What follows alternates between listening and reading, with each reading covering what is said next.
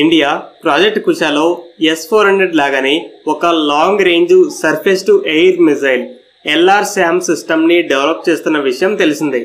150 kilometres, 250 kilometres, 350 kilometres రేంజ్లతో M1, M2, M3 అని 3 missiles ఉంటాయి. అయితే టైమ్స్ ఆఫ్ ఇండియా ఈ డెవలప్మెంట్ స్కెడ్యూల్ గురించి బయటపెట్టింది.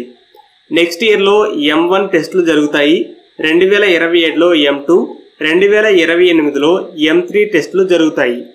ఇలా ఒక్కో ఇయర్ ఒక్కో మిజైల్ టెస్ట్లని పూర్తి చేసి 2028 కల్లా ఈ డెవలప్మెంట్ని పూర్తి చేయాలని చూస్తుంది. 2030 నుండి డిప్లాయ్ చేయడం స్టార్ట్ అవుతుంది. సో 5 ఇయర్స్లో ఈ సిస్టమ్ని డెవలప్ చేసి డిప్లాయ్ చేయాలని ప్లాన్. మిషన్ సుదర్శన చక్రాలో ఇది ముఖ్యమైన ఎలిమెంట్. సుదర్శన చక్ర లక్ష్యం మిలిటరీ బేస్లతో పాటు సివిలియన్ ఇన్ఫ్రాస్ట్రక్చర్ అంటే ఫ్యాక్టరీస్, సిటీస్, ముఖ్యమైన ప్లేసెస్కి మొత్తానికి కూడా మల్టీ లేయర్స్లో ఎయిర్ డిఫెన్స్ నుండి కవర్ అవ్వాలి. ప్రస్తుతం ఎయిర్ ఫోర్స్ దగ్గర 3 S-400 స్క్వాడ్రన్స్ ఉన్నాయి.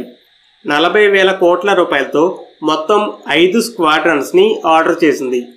అయితే ఇన్ఫ్లేషన్ ఉన్నా కూడా అదే 40,000 కోట్లతో 8 LRSAM స్క్వాడ్రన్స్ని కొనబోతుంది. ఆపరేషన్ సింధూర్లో S-400 ఎంత ముఖ్యమైన రోల్ని ప్లే చేసిందో చూసాం.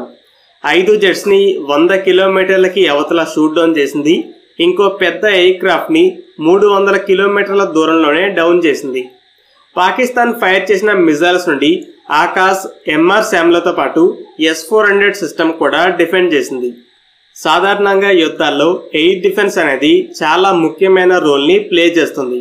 సపోజ్ శత్రువు ఎయిర్ క్రాఫ్ట్కి కనుక ఎయిర్ డిఫెన్స్ అడ్డు లేకుండా మన ఎయిర్ స్పేస్లో ఫ్రీగా తిరిగే ఛాన్స్ దొరికింది అంటే విధ్వంసం జరుగుతుంది. ఎందుకంటే బాంబ్స్ చాలా తక్కువ ఖరీదు ఉంటాయి, వేల సంఖ్యలో స్టాక్లో ఉంటాయి. సో విచ్చలవిడిగా డ్రాప్ చేయొచ్చు. ఇజ్రాయెల్ ఎయిర్ ఫోర్స్ గాజా, ఇరాన్లలో అదే చేసింది. అయితే short range, medium range air defence systems శత్రువులు నేరుగా మన మీదకు వచ్చి బాంబ్స్ వేయకుండా స్టాప్ చేస్తాయి.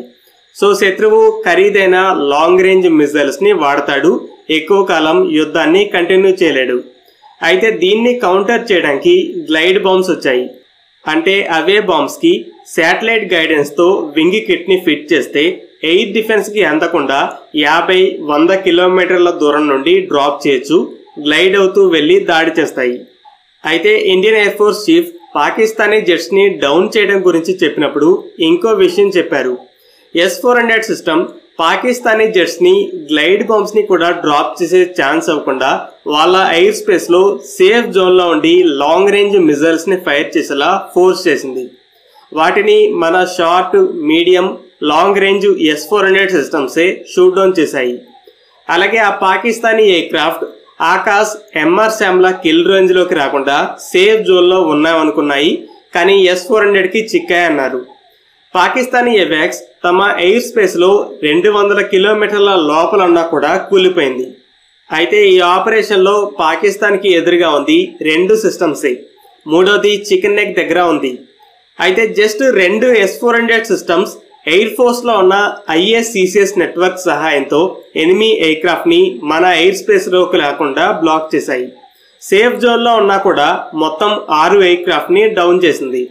అయితే ఇప్పుడు 5 S-400తో పాటు 8 LRSAM, మొత్తం 13 లాంగ్ రేంజ్ ఎయిర్ డిఫెన్స్ సిస్టమ్స్ని ఎయిర్ ఫోర్స్ మోహరించబోతుంది. మీడియా రిపోర్ట్స్ని బట్టి ఈ 5తో పాటు అడిషనల్గా కనీసం 2 S-400లని కొనాలని రష్యాతో మాట్లాడుతుంది. ఓవరాల్గా 13 లేదా 15 లాంగ్ రేంజ్ ఎయిర్ డిఫెన్స్ సిస్టమ్స్ని డిప్లాయ్ చేయాలి అనేది గోల్ అయి ఉండొచ్చు. కేవలం 2 S-400లు ఎయిర్ స్పేస్ని బ్లాక్ చేసినప్పుడు పాకిస్తాన్ బోర్డర్లో 5 లేదా 6 లాంగ్ రేంజ్ శామ్స్ని మోహరిస్తే ఎలా ఉంటుందో ఊహించుకోండి. ఎనిమీ జెట్స్ క్రూజ్ మిజైల్లా బాగా తక్కువ ఎత్తులో ఫ్లై చేసినా కూడా ఎయిర్ స్పేస్ దరిదాపుల్లోకి వచ్చే ఛాన్స్ కూడా ఉండదు. ఎంటైర్ కంట్రీకి ప్రొటెక్షన్ ఉంటుంది. 2035 కల్లా ఈ LRSAM సిస్టమ్స్ని కూడా పెద్ద సంఖ్యలో మోహరించాలని ప్లాన్. మిషన్ సుదర్శన చక్ర గోల్ ఇదే. S-400 కుషా లాంటి long range SAMs, medium range, short range systems, EW systems, satellites, rocket force ఇలా మొత్తాన్ని ఒక నెట్వర్క్గా కలిపి శత్రువు మన భూభాగంలో ఎక్కడా కూడా దాడి చేయకుండా స్టాప్ చేయడం, వెంటనే ప్రతిదాడి చేయడం.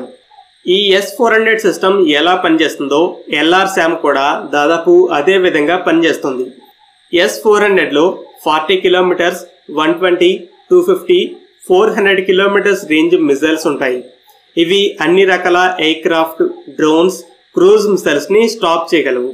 బలిస్టిక్ మిజైల్స్లో అయితే 40 to 120 కిలోమీటర్స్ రేంజ్ ఉన్న మిజైల్స్ 20-30 కిలోమీటర్ల రేడియస్లో టాక్టికల్ బలిస్టిక్ మిజైల్స్ని స్టాప్ చేస్తాయి.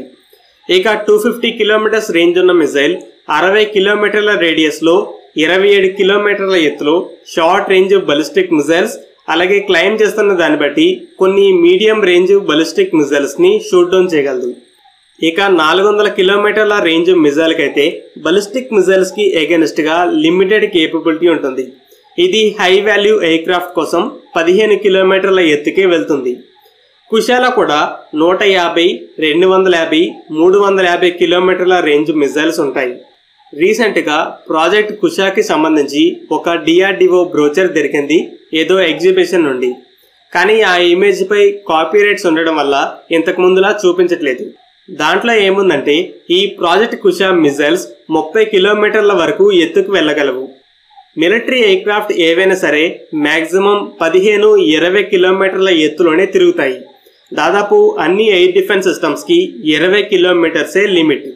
అయితే కొన్ని ఎయిర్ డిఫెన్స్ మిజైల్స్, ముఖ్యంగా షార్ట్ రేంజ్ బలిస్టిక్ మిజైల్స్ని కూడా కౌంటర్ చేయడానికి డిజైన్ చేయబడినవి 20 కిలోమీటర్స్ని దాటుతాయి.